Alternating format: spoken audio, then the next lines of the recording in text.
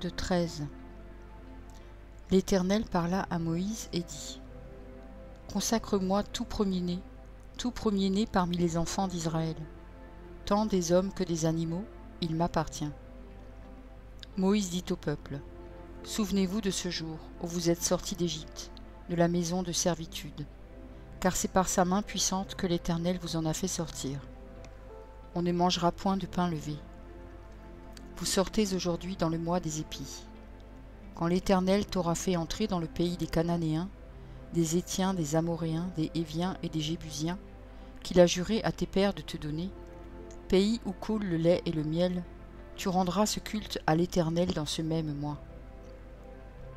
Pendant 7 jours, tu mangeras des pains sans levain, et le 7e jour, il y aura une fête en l'honneur de l'Éternel. On mangera des pains sans levain pendant les 7 jours, on ne verra point chez toi de pain levé, et l'on ne verra point chez toi de levain dans toute l'étendue de ton pays. Tu diras alors à ton fils : c'est en mémoire de ce que l'Éternel a fait pour moi lorsque je suis sorti d'Égypte. Ce sera pour toi comme un signe sur ta main et comme un souvenir entre tes yeux, afin que la loi de l'Éternel soit dans ta bouche, car c'est par sa main puissante que l'Éternel t'a fait sortir d'Égypte. Tu observeras cette ordonnance au temps fixé d'année en année. Quand l'Éternel t'aura fait entrer dans le pays des Cananéens, comme il l'a juré à toi et à tes pères, et qu'il te l'aura donné, tu consacreras à l'Éternel tout premier-né, même tout premier-né des animaux que tu auras. Les mâles appartiennent à l'Éternel. Tu rachèteras avec un agneau tout premier-né de l'âne, et si tu ne le rachètes pas, tu lui briseras la nuque. Tu rachèteras aussi tout premier-né de l'homme parmi tes... Et lorsque ton fils te demandera un jour : que signifie cela ? Tu lui répondras : par sa main puissante, l'Éternel nous a fait sortir d'Égypte, de la maison de servitude. Et comme Pharaon s'obstinait à ne point nous laisser aller, l'Éternel fit mourir tous les premiers-nés dans le pays d'Égypte, depuis les premiers-nés des hommes jusqu'aux premiers-nés des animaux. Voilà pourquoi j'offre en sacrifice à l'Éternel tout premier-né des mâles, et je rachète tout premier-né de mes fils. Ce sera comme un signe sur ta main, comme des frontaux entre tes yeux, car c'est par sa main puissante que l'Éternel nous a fait sortir d'Égypte. Lorsque Pharaon laissa aller le peuple, Dieu ne le conduisit point les Philistins, quoique le plus proche, car Dieu dit : le peuple pourrait se repentir en voyant la guerre et retourner en Égypte. Mais Dieu fit faire au peuple un détour par le chemin du désert, vers la mer Rouge. Les enfants d'Israël montèrent en armes hors du pays d'Égypte. Moïse prit avec lui les os de Joseph, car Joseph avait fait jurer les fils d'Israël en disant : Dieu vous visitera et vous ferez remonter avec vous mes os loin d'ici. Ils partirent de Sukkot et ils campèrent à Étam, à l'extrémité du désert. L'Éternel allait devant eux, le jour dans une colonne de nuée pour les guider dans leur chemin, et la nuit dans une colonne de feu pour les éclairer, afin qu'ils marchassent jour et nuit. La colonne de nuée ne se retirait point de devant le peuple pendant le jour, ni la colonne de feu pendant la nuit. Exode 14. L'Éternel parla à Moïse et dit : Parle aux enfants d'Israël, qu'ils se détournent, et qu'ils campent devant Pi-Hahiroth, entre Migdol et la mer, vis-à-vis de Baal-Tséphon. C'est en face de ce lieu que vous camperez, près de la mer. Pharaon dira des enfants d'Israël : ils sont égarés dans le pays, le désert les enferme. J'endurcirai le cœur de Pharaon, et il les poursuivra. Mais Pharaon et toute son armée serviront à faire éclater ma gloire. Et les Égyptiens sauront que je suis l'Éternel. Et les enfants d'Israël firent ainsi. On annonça au roi d'Égypte que le peuple avait pris la fuite. Alors le cœur de Pharaon et celui de ses serviteurs furent changés à l'égard du peuple. Ils dirent : Qu'avons-nous fait en laissant aller Israël, dont nous n'aurons plus les services ? Et Pharaon attela son char, et il prit son peuple avec lui. Il prit 600 chars d'élite, et tous les chars de l'Égypte. Il y avait sur tous des combattants. L'Éternel endurcit le cœur de Pharaon, roi d'Égypte, et Pharaon poursuivit les enfants d'Israël. Les enfants d'Israël étaient sortis la main levée. Les Égyptiens les poursuivirent, et tous les chevaux, les chars de Pharaon, ses cavaliers et son armée, les atteignirent campés près de la mer, vers Pi-Hahiroth, vis-à-vis de Baal-Tséphon.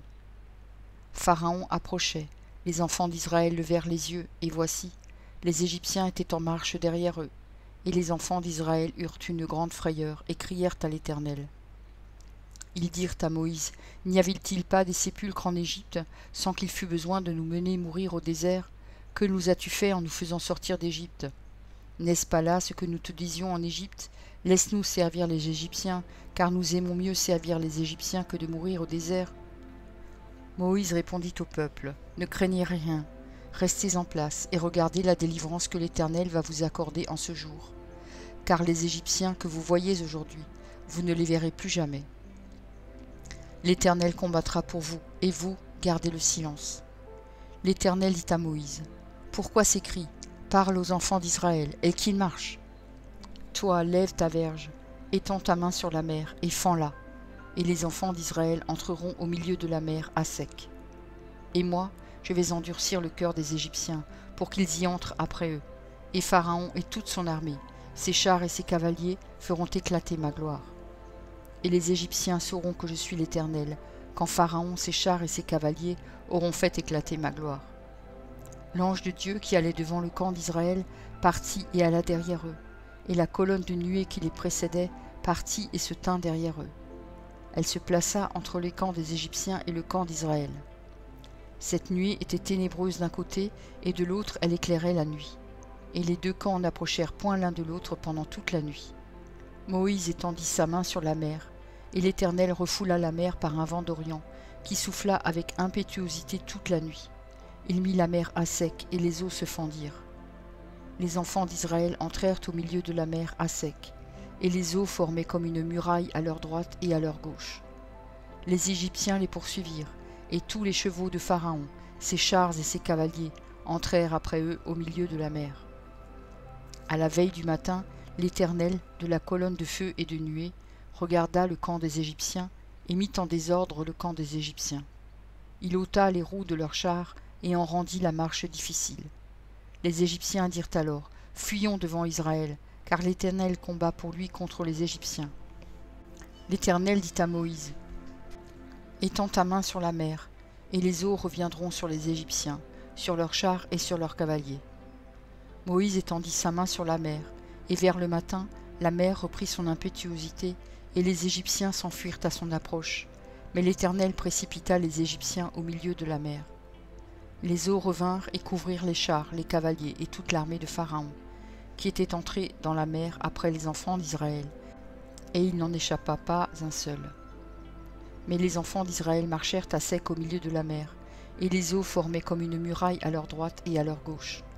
En ce jour, l'Éternel délivra Israël de la main des Égyptiens, et Israël vit sur le rivage de la mer les Égyptiens qui étaient morts. Israël vit la main puissante que l'Éternel avait dirigée contre les Égyptiens. Et le peuple craignit l'Éternel, et il crut en l'Éternel et en Moïse, son serviteur.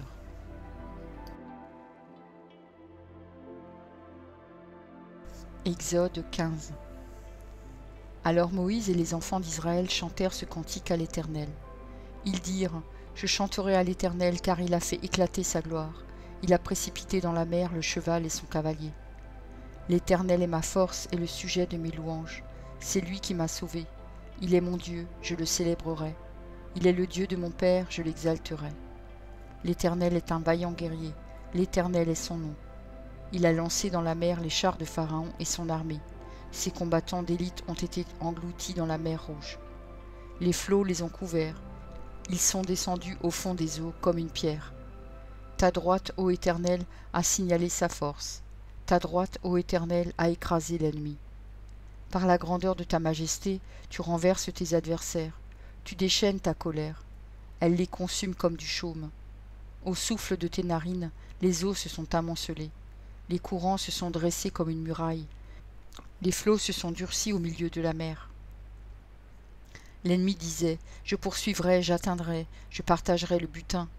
Ma vengeance sera assouvie, je tirerai l'épée, ma main les détruira. Tu as soufflé de ton haleine, la mer les a couverts. Ils se sont enfoncés comme du plomb dans la profondeur des eaux. Qui est comme toi parmi les dieux, ô Éternel?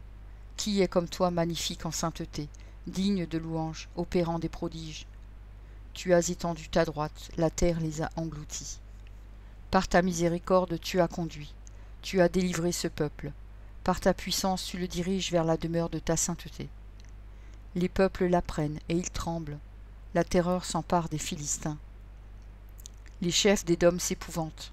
Un tremblement saisit les guerriers de Moab. Tous les habitants de Canaan tombent en défaillance. La crainte et la frayeur les surprendront. Par la grandeur de ton bras, ils deviendront muets comme une pierre, jusqu'à ce que ton peuple soit passé, ô Éternel, jusqu'à ce qu'il soit passé, le peuple que tu as acquis. Tu les amèneras et tu les établiras sur la montagne de ton héritage, au lieu que tu as préparé pour ta demeure, ô Éternel, au sanctuaire, Seigneur, que tes mains ont fondé. L'Éternel régnera éternellement et à toujours. Car les chevaux de Pharaon, ses chars et ses cavaliers sont entrés dans la mer, et l'Éternel a ramené sur eux les eaux de la mer. Mais les enfants d'Israël ont marché à sec au milieu de la mer. Marie, la prophétesse, sœur d'Aaron, prit à la main un tambourin, et toutes les femmes vinrent après elle, avec des tambourins et en dansant. Marie répondait aux enfants d'Israël, « Chantez à l'Éternel, car il a fait éclater sa gloire. Il a précipité dans la mer le cheval et son cavalier. » Moïse fit partir Israël de la mer Rouge. Ils prirent la direction du désert de Chour.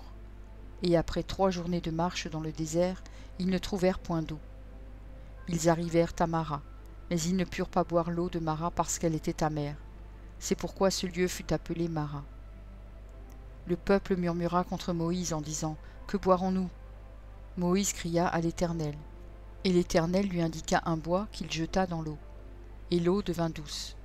Ce fut là que l'Éternel donna au peuple des lois et des ordonnances, et ce fut là qu'il le mit à l'épreuve.